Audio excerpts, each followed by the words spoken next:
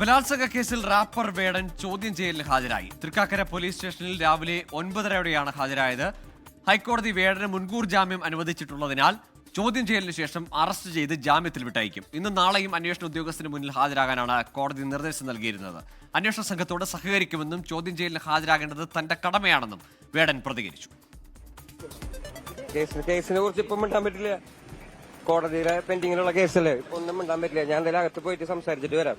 ഇവിടെ ഉണ്ടല്ലോ, നിങ്ങളുടെ അടുത്ത് മിണ്ടിയിട്ടേക്ക് എന്നെ പോളോ. തീർച്ചയായിട്ടും അതെന്റെ കടമയും കൂടിയാണല്ലോ.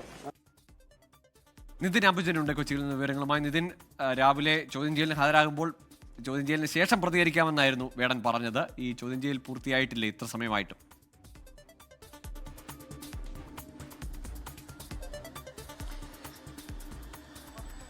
ഗൂഗിൾ നിലവിൽ ഇപ്പോഴും ചോദ്യം ചെയ്യൽ പുരോഗമിക്കുകയാണ്. രാവിലെ 9:30 മണിയോടുകൂടിയാണ് തൃക്കാക്കര പോലീസ് മുന്നിൽ റാപ്പർ വേടൻ ഹാജരായത്. യുവ ഡോക്ടർ നൽകിയ ബലാത്സംഗ പരാതിയിൽ തൃക്കാക്കര പോലീസാണ് റാപ്പർ വേടനെതിരെ കേസെടുത്തത്. അതിനുശേഷം പിന്നീട് ഹൈക്കോടതിയിൽ മുൻകൂർ ജാമ്യം പോയിരുന്നു വേടന്. പിന്നീട് വേടൻ അനുകൂലമായി മുൻകൂർ ജാമ്യം ലഭിക്കുന്ന ഒരു സാഹചര്യമുണ്ടായി. എന്തായാലും ഇപ്പോൾ ചോദ്യം ചെയ്യൽ പുരോഗമിക്കുകയാണ്. ഏതാണ്ട് 5 മണിക്കൂർ പിന്നിട്ടിരിക്കുകയാണ് ചോദ്യം ചെയ്യൽ.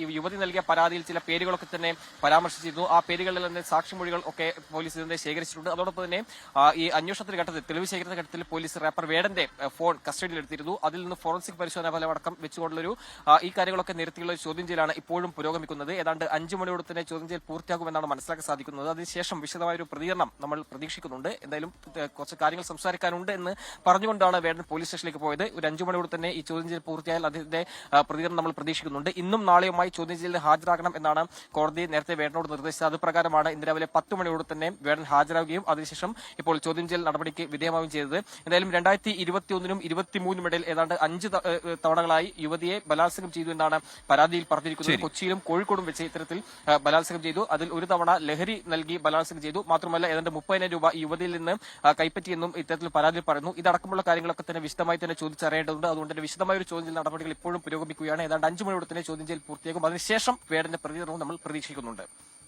ശരി, നിതിൻ അംബുജനാണ് വിവരങ്ങൾ നൽകിയത്. വേടന് മുൻകൂർ ജാമ്യം ലഭിച്ചിട്ടുണ്ട് കോടതിയിൽ നിന്ന്. അതുകൊണ്ട് തന്നെ ഇന്ന് അറസ്റ്റ് രേഖപ്പെടുത്തിയാലും ജാമ്യത്തിൽ വിട്ടയക്കുകയും ചെയ്യും.